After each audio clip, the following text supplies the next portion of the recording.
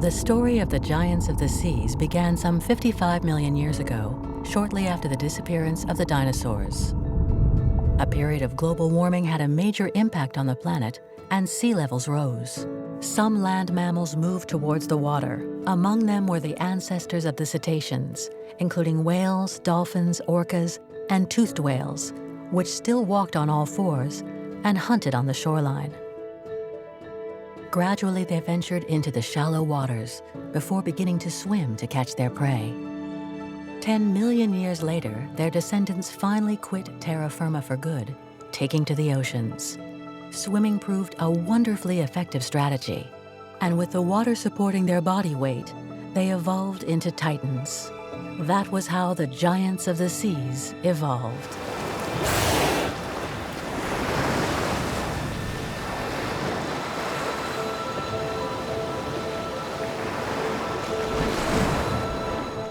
To go in search of these ocean-dwelling behemoths, we will follow François Serrano, an oceanographer, a former companion of Jacques Cousteau, and a tireless explorer and defender of the marine environment.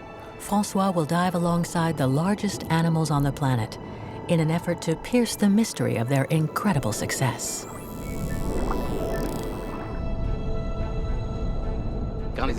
When the land-based ancestors of these cetaceans returned to the seas 55 million years ago, they had no chance. They were entering a hostile environment. They had to breathe. They had to hide in an environment where there was nowhere to hide. In the deep blue sea, there are no hiding places. They had to give birth in an environment where the offspring had to be able to breathe right away. Yet, despite all these obstacles, they thrived.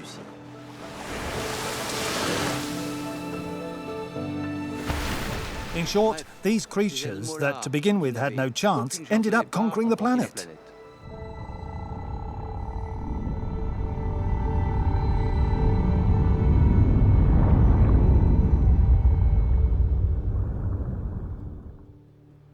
Mauritius, a tiny island at the heart of the Indian Ocean, several thousand kilometers from any mainland.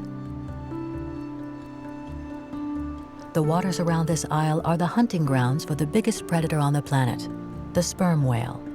Males can measure up to 20 meters in length and weigh more than 50 tons, sometimes more, like the legendary Moby Dick. François Serrano wants to dive with these giants to observe them up close. With the help of his friend, underwater cameraman René Euzet, who has worked a great deal with whales, he has already had the opportunity to approach them. François wants to dispel the ideas that came from hunters who once pursued them and demonstrate that these giants, who are mammals just like us, are in fact our marine cousins. To reach them, one first has to cross the coral reef which protects the island and then head out to sea where the waters become deep. The high seas and the ocean abysses make up the kingdom of the sperm whale. What am I expecting from this trip to Mauritius? First off, I'm eager to see the sperm whales again that I saw with René in 2013. And then I hope that there will be one of those magical moments when suddenly one of them will come over to me to dance. That's part of it. It's not just the scientific aspect, there's also the discovery side. There's the whole aspect of joie de vivre in terms of your emotions in that untamed universe. But how does one locate the sperm whales in this vast expanse? Navin, who is at the helm of our boat, is an expert in finding them without even seeing them. He can detect better than anyone the sharp, powerful clicking sound that the whales emit when they are hunting in the depths.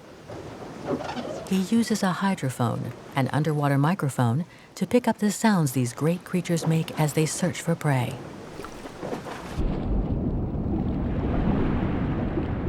Attentive to the slightest signal, he plumbs the ocean, pointing his microphone in every direction. The smooth surface of the ocean is a mirror, which masks the presence of the whales.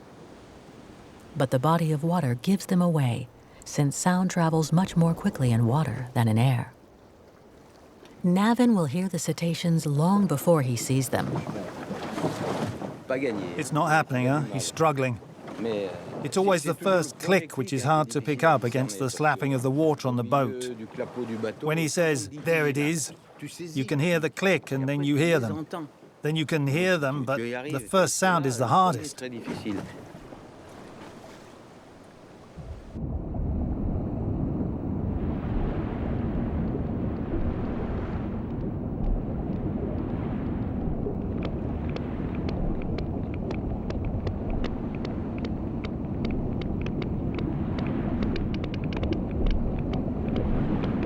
Navin has finally got a lead and points to where the sound is coming from.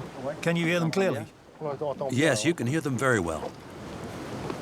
Oh yes, that's a full-on concert.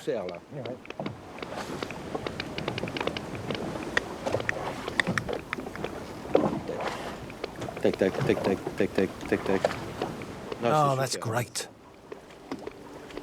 Are they far away? I'd say at least 8 kilometers from here. Around 8 kilometers. That means more than 30 minutes by boat. The sperm whales are somewhere over there to the south, but they might be at a depth of several kilometers. They live in a 3-dimensional universe, a colossal volume that is so inaccessible we can hardly imagine it. Fortunately, sooner or later, the whales will have to return to our world. Because they are mammals like us, they have to breathe air on the surface. It is there, at the boundary between 2 elements, air and water, where we have a chance to glimpse them. René Uzé and Aldo Ferrucci, his assistant, are preparing the equipment that will open up the whale's world to us for a brief instant. François scans the horizon on the lookout for the first spout that would indicate the return of these giants to the surface. There's one breathing just beneath the cloud. There's another one over there. There's another one there. Navin. Navin, up ahead. 5 degrees to starboard. Did you see them? Just ahead, okay? There's 2 of them, right? Oh, there's another over there. Look at the back, over there. Look at that back. 2, 3. I'm going to dive.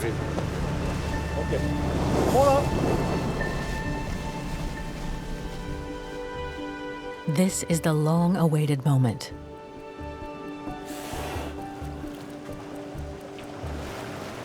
The crew is tense, not because they are about to come face to face with the giants, but due to the concentration that precedes such a rare encounter.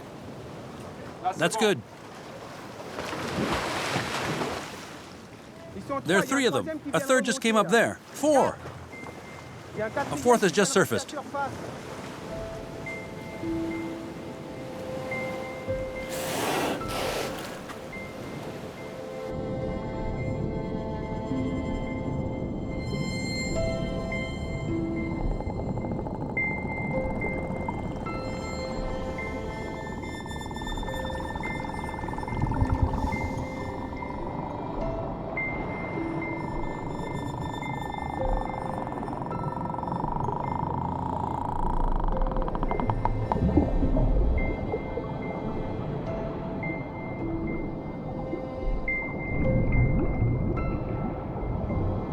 Like an astronaut in space, François advances towards these creatures from another world. First contact.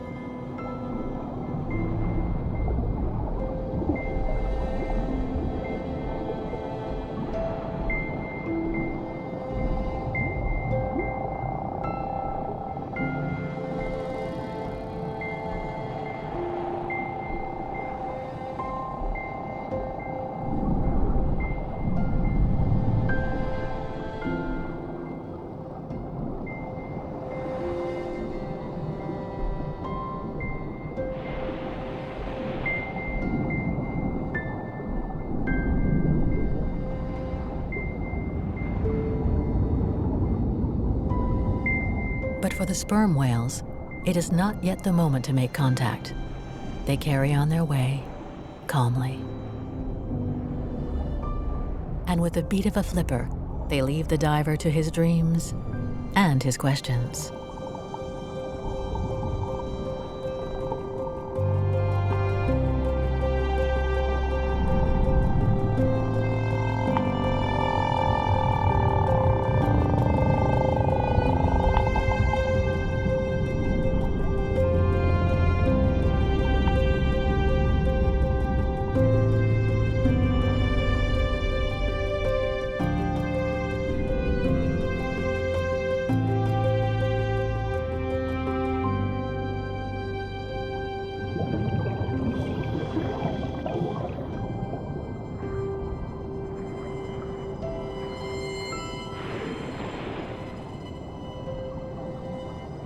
Only a large female remains behind.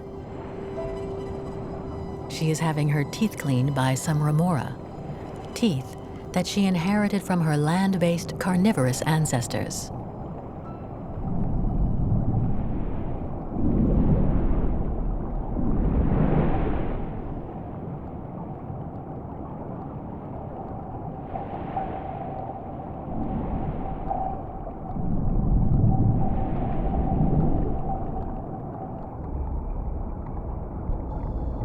But she too ends up leaving to rejoin the group, already far away and out of sight.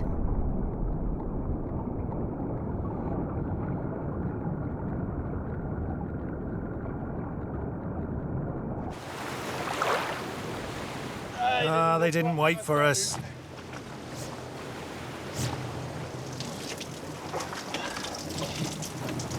No, they didn't wait this time. They're avoiding us. But they're not running away. They're not diving. That's a good sign. I think we have to wait until they accept us, that's all. We'll see. They're certainly keeping me busy this morning. They're keeping me busy this morning. It remains a hostile, harsh environment in which one moves around very, very slowly, whereas they are at ease. We are practically fixed points, and for them, one flipper movement and suddenly they're 10 meters away. That goes to show that what is rare is precious. We're waiting for that rarity, that precious moment when they grant us an audience, when they finally come welcome us.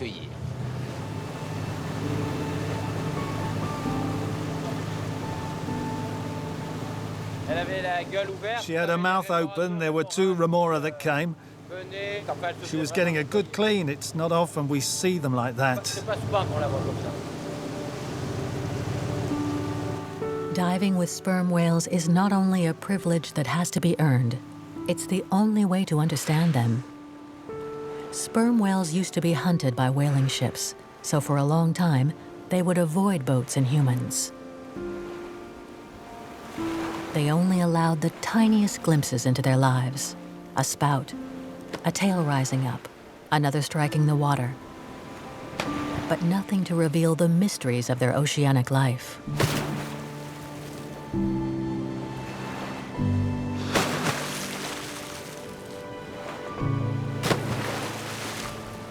For years, scientists had to make do with observing whales from ships and would interpret the few clues they picked up to imagine what these marine creatures do beneath the surface.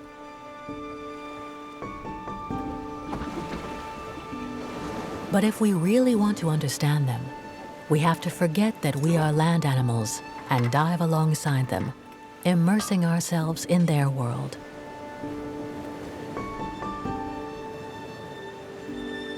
Above all, this means waiting for the right moment when the sperm whales will accept our presence.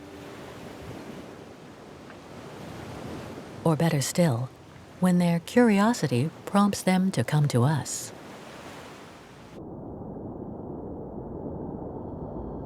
A young sperm whale comes up calmly beneath our boat. This is incredible, given that a few years ago these whales were afraid of vessels with their steel hulls and deadly harpoons.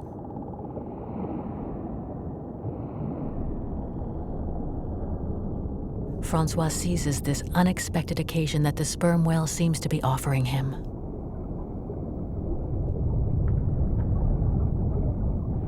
He dives with a portable directional hydrophone designed to record the sounds emitted by each individual separately.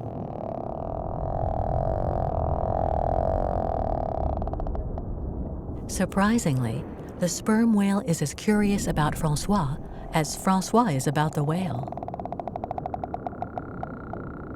They explore each other in their own way. The whale does not have a hydrophone, but it has an extraordinary sense: echolocation.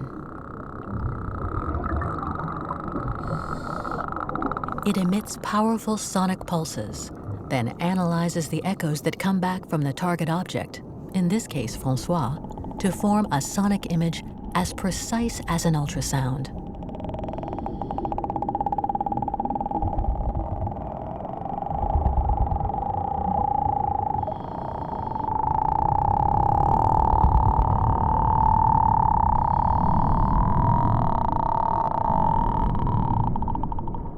The sperm whale's echolocation pulse is the loudest sound produced by any animal.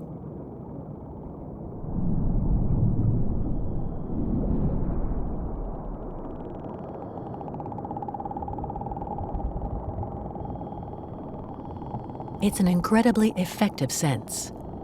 When the sperm whale scans the boat, it doesn't just detect the shape of the hull. Echolocation also gives it an idea of its thickness, and it can tell that it is not full. It's a little like the way an ultrasound produces the image of the fetus inside its mother's belly.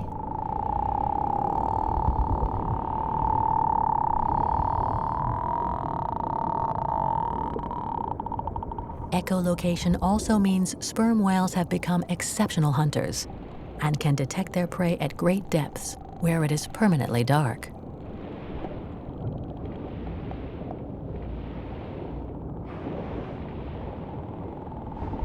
To do this, they carry out a series of amazing physiological exploits. They dive for more than an hour to depths of up to 2,000 meters. At such depths, the pressure is 200 times greater than on the surface. A human diver would literally implode if he or she tried to follow.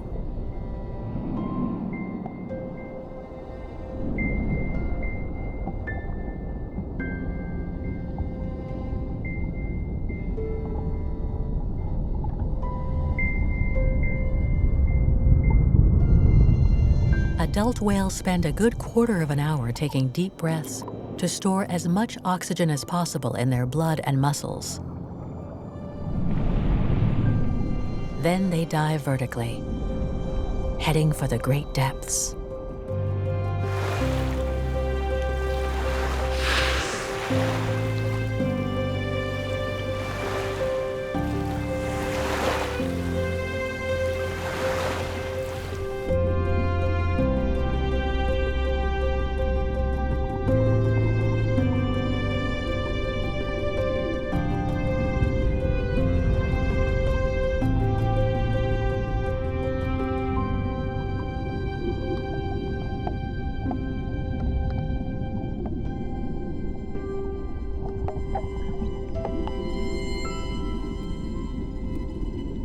No one has ever witnessed what goes on in the abyss, and probably no one ever will.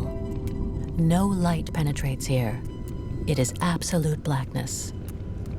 It is in this total darkness that the sperm whales vanish.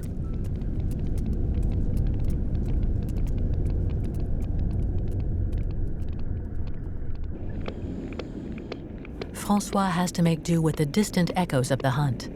But thanks to these sounds picked up from a distance, he can imagine what is going on 2,000 meters below. He can hear the echolocation clicks. The sperm whale is scanning the ocean floor.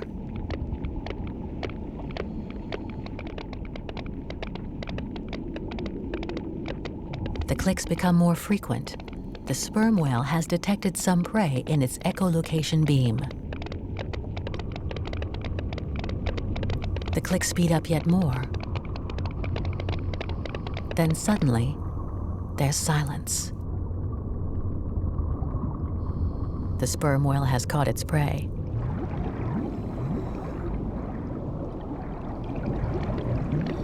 The clicks start again. It's back on the hunt.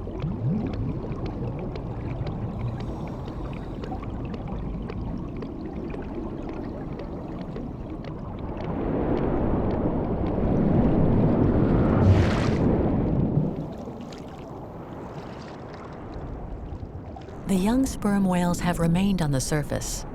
They haven't yet learned to dive to the great depths, but they remain in contact with the adults thanks to the sounds they emit, which travel for kilometers. They have to await the return of the adult females to either suckle or feed on regurgitated prey. The young can be easily recognized by the remora attached to their bodies, sometimes by the dozen. These fish feed on their waste and parasites.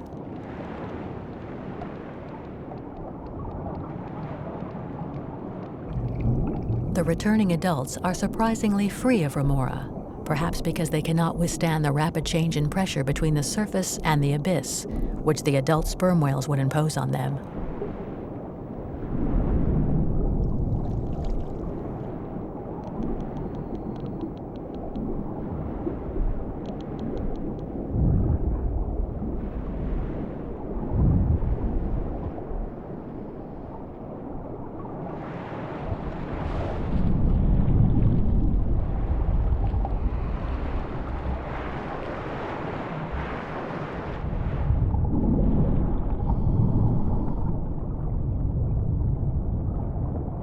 Francois makes the most of the presence of the adults to collect some precious clues from the excrement they leave behind.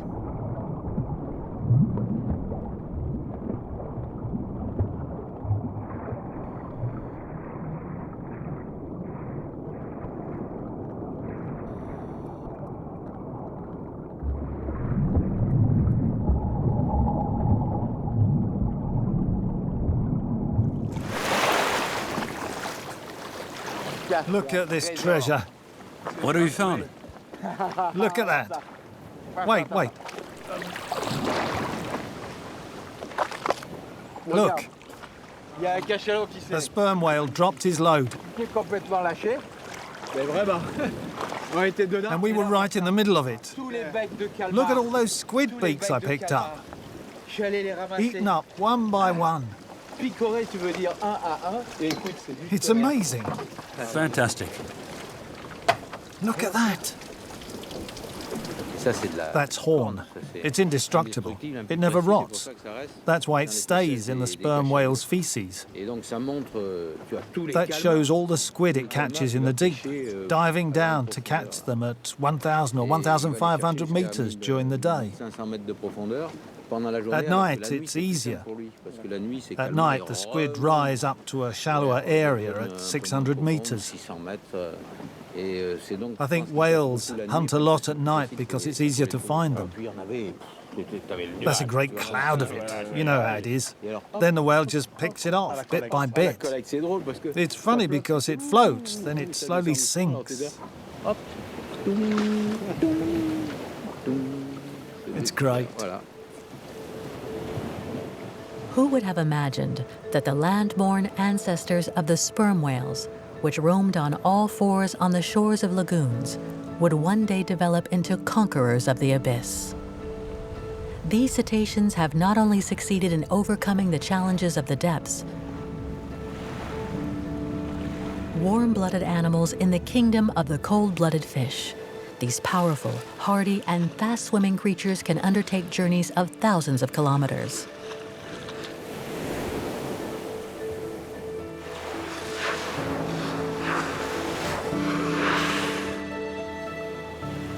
They are continually pushing back the boundaries of their territory.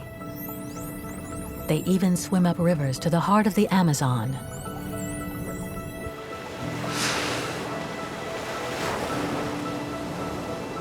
And venture beneath the frozen ice caps.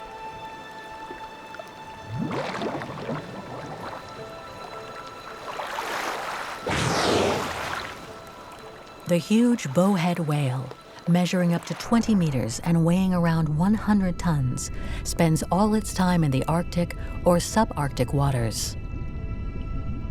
It can stay underwater for incredibly long periods. And with one blow of its head, it can break through a meter of ice to take another breath at the surface. This means it can profit from the rich pickings in the Arctic Circle. It is thought to live for more than 100 years.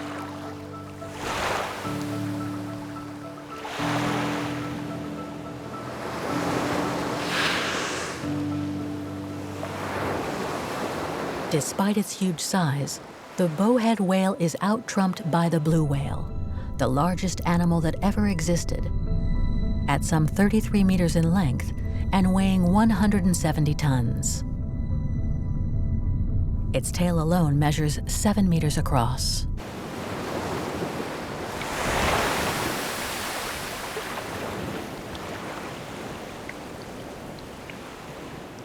Its power and speed makes it safe from all predators, but it nonetheless nearly became extinct. Factory ships with their harpoon guns gave no chance to the 300,000 blue whales that swam the ocean a century ago. Barely 10,000 remain today.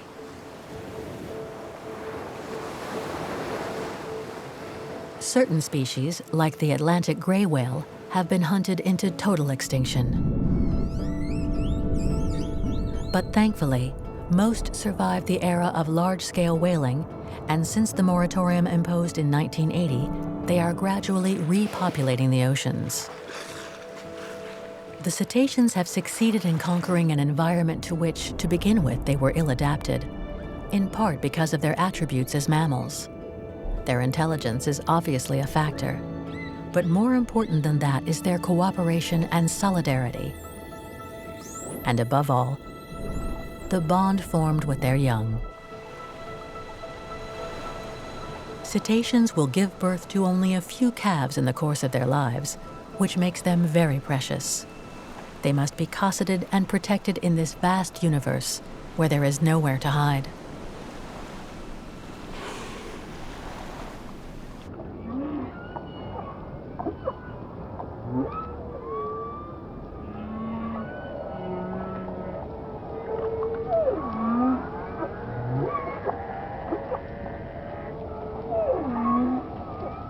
These mammals brought something to the oceans that did not exist before their arrival: tenderness.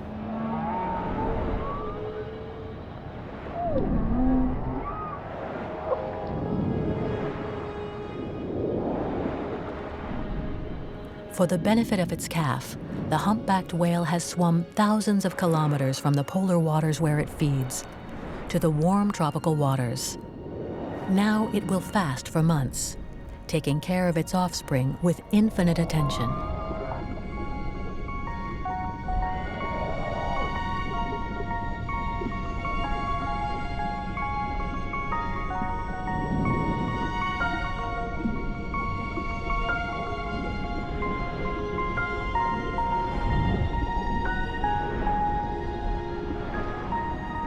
The mother gently assists the clumsy newborn on its first hesitant swim. She gently guides it to the surface to help it breathe.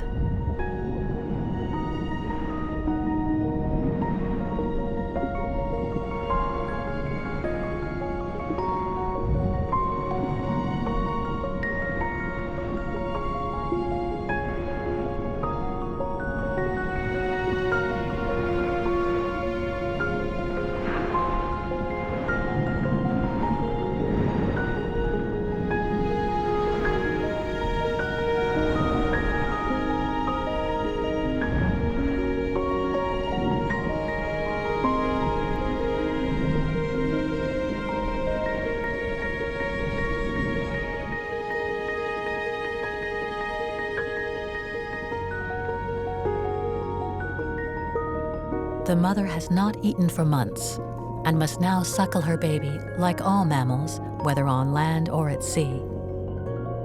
She will nourish and nurture it so that in due course, it is ready to tackle the huge journey back to the feeding grounds.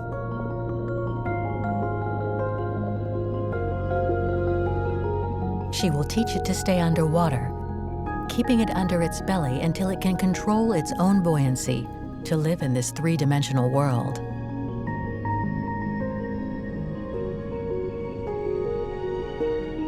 This is in total contrast to the behavior of fish, which lay their eggs by the thousand and leave them to the mercy of the currents. As soon as they hatch, the fish larvae have to take care of their own survival.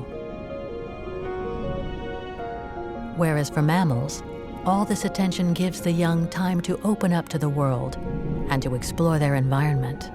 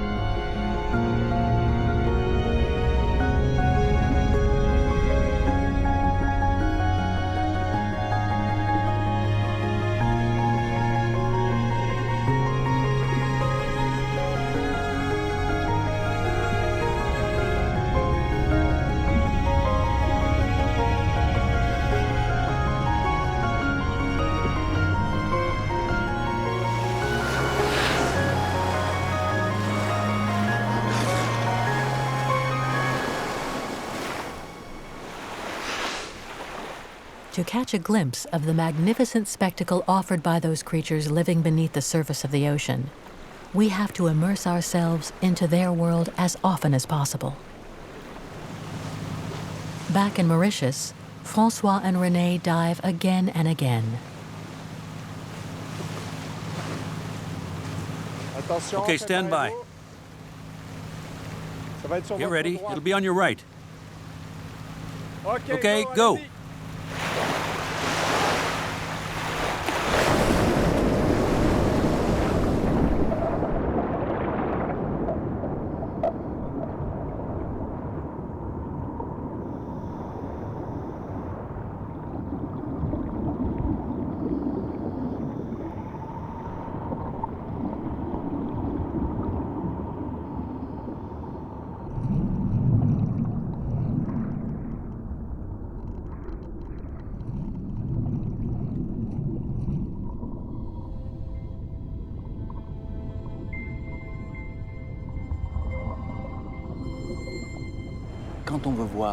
To see a sleeping sperm whale, you have to be underwater.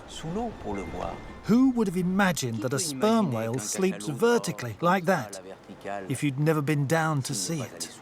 When you see 1 or 2 sperm whales on the surface, who would imagine that there are 20 sleeping in the sperm whale dormitory? That's what's extraordinary. We're only just starting to know these things because we've only just begun to study them in situ. And we can do that because they allow us to.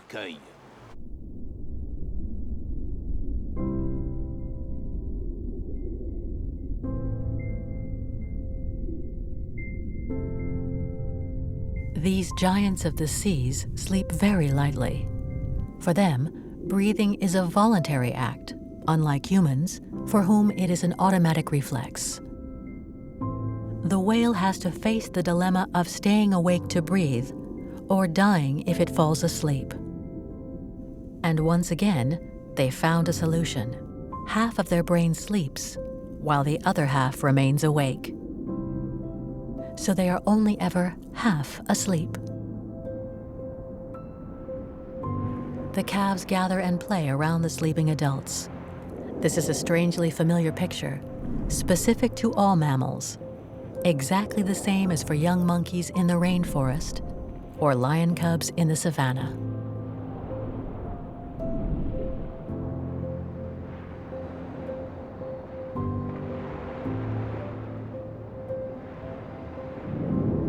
There's no doubt about it.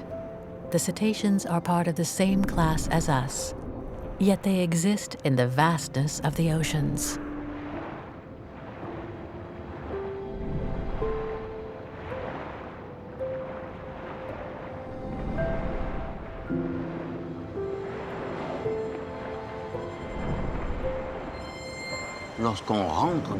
When we enter their world, we discover their incredible fluidity. They are like elves underwater. Then all of a sudden, these monsters come together. They gather together, rubbing alongside one another.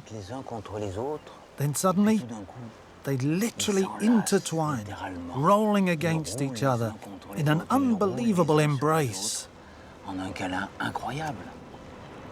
They are the only ones to do this. You really wonder what they are expressing that can only be expressed through these incredible caresses.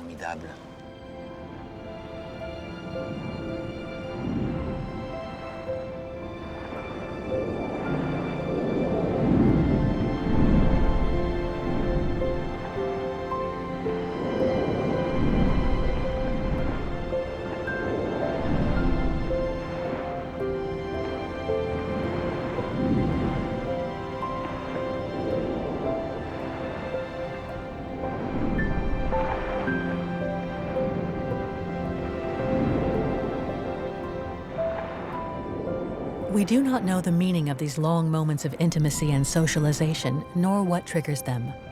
But when they are over, the sperm whales leave behind strips of skin that come away during these gigantic rubbing sessions.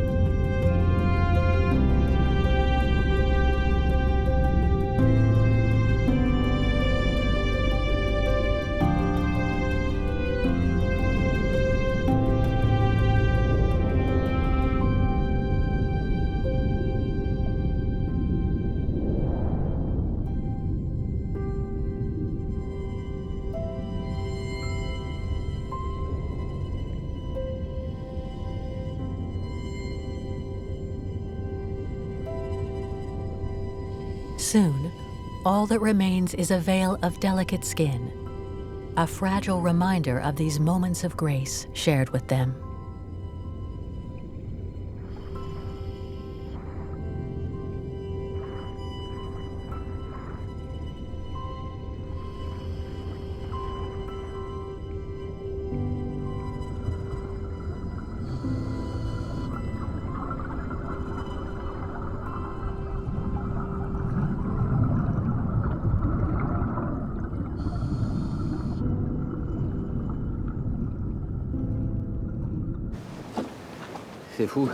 It's incredible being in communion with wildlife that is so often denigrated. When you see that, when you experience that, everyone should do it. When you've experienced that once in your lifetime, you're in harmony with the world. You only want one thing, and that is to make room for your roommates. That we allow a space for the wildlife that is straightforward, direct, wonderful. Back on dry land, François teams up with Mathieu, who has gotten hold of the day's footage to watch and interpret it. It's a very important stage, because in the emotion of the moment, one cannot study all that is going on. It's also the only way to clearly identify each of the sperm whales. That's interesting. It's incredible when they are socializing. They pack right in, up against each other. It's extraordinary seeing this again. When you're in the middle of it, you'd think, oh, hello, Arthur, wait, stop, look. You see here? That's typical. Arthur's tail fin has been eaten. It's lost its tip. It was maybe eaten by an orca or a pilot whale. There are a lot of them here. You could say that each whale has its own identity card, which can be read through the scars left on its tail or pectoral fins, either by large predators or by small sharks, known as cookie-cutter sharks, which leave their marks. That way you can recognize all of them. There, take a look.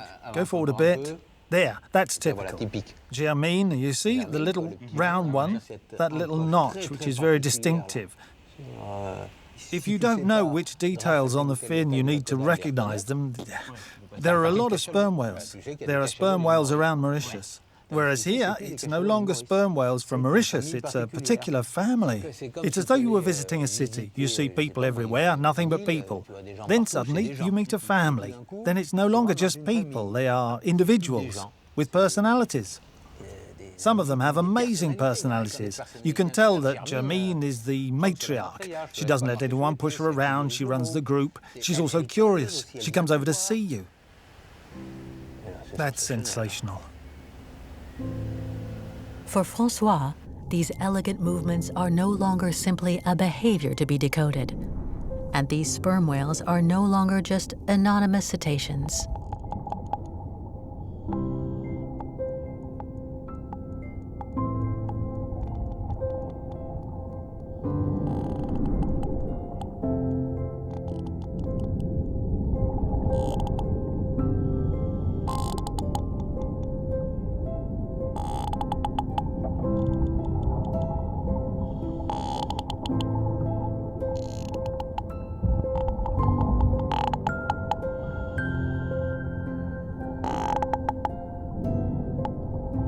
Francois recognizes Arthur, a 2-year-old male with a severed fin.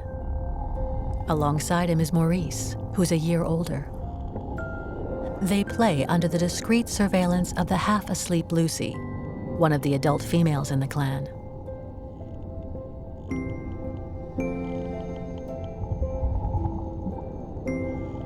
Francois has already identified around 50 of them. There's the young Elliot, and also Jermine, Agathe, Eugenie, White Spot, and Irene. Although he gives them names, this is not a question of anthropomorphism. On the contrary, it's a way of granting each of them the status of an individual in its own right.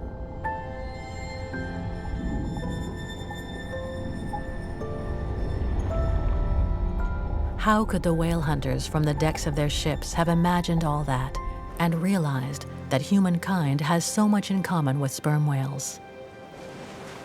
In the 19th and start of the 20th century, Mauritius was a major centre for hunting sperm whale. Since the 1980s, when the Indian Ocean Sanctuary was created, the population has finally found peace and respite and is now growing again.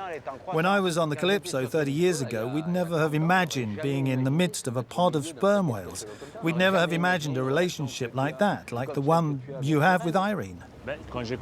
When I started filming, I would see one sperm whale or 10 sperm whales, but I never knew which one was which. I really got to recognize Irene last year when I stayed alone with her for 20 minutes.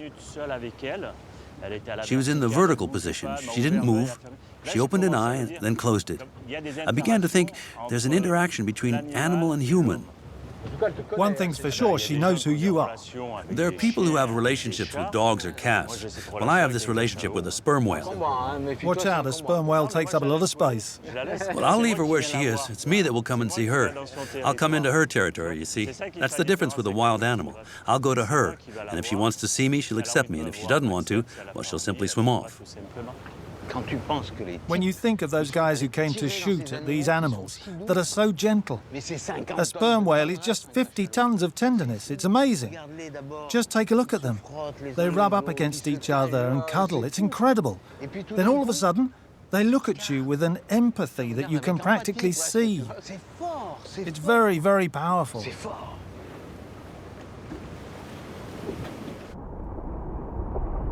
Francois wants to dive one last time with the beasts he says allowed him to discover the true face of wildlife.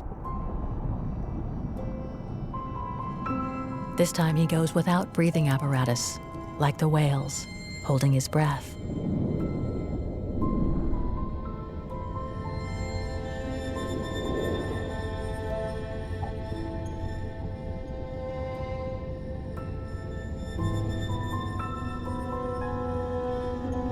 As Francois approaches, Elliot, the young male, does not swim away.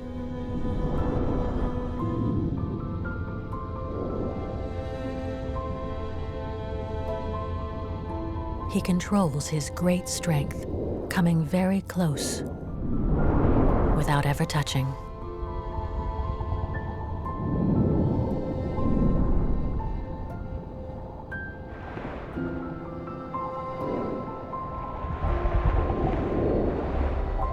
The whale seems to be inviting Francois to play and embarks on an astonishing dance with him.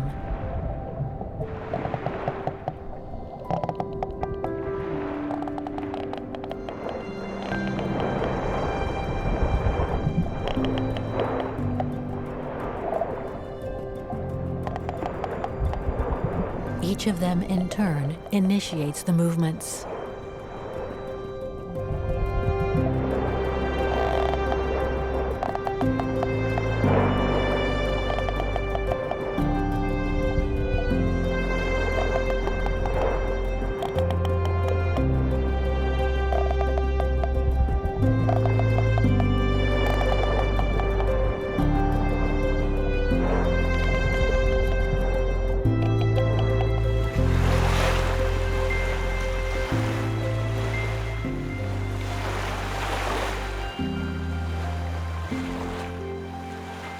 Elliot dances to satisfy his own curiosity, without expecting either food or protection in exchange.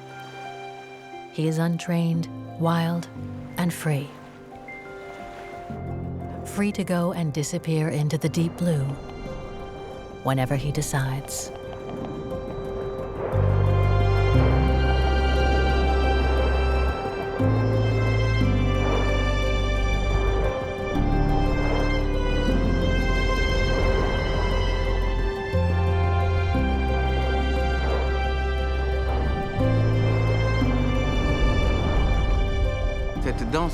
That dance with this young male was overwhelming because we're from the same family, us and sperm whales. We're both warm-blooded mammals. And like us, sperm whales, these giant cetaceans, have developed senses which are specific to mammals. Attention towards others, tenderness, empathy. You can see that when they look at you.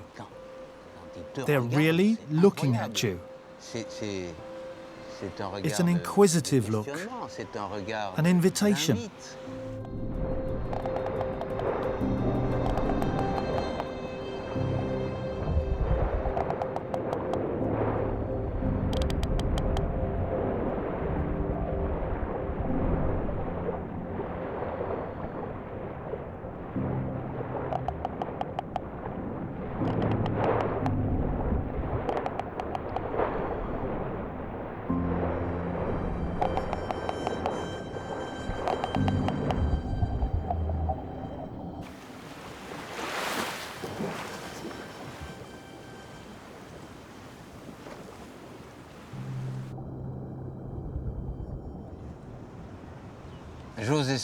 I like to think that there was communication between us, because I felt something. And when I spun around and saw him respond to my movements with that acrobatic swimming, I like to think that he felt something too, and that for an instant, we distant cousins were more like brothers. To understand whales, it is necessary to get up close to them, listen to them, accept their offering, accept that they come to us. Today, that seems possible, since the end of whale hunting and the relative peace they have found. We are no doubt still in the early stages of forming a new relationship with our ocean-going cousins, one that will allow us to finally understand their environment, how they communicate, and their social structures. And this means that we tiny human beings can now venture into this world of titans.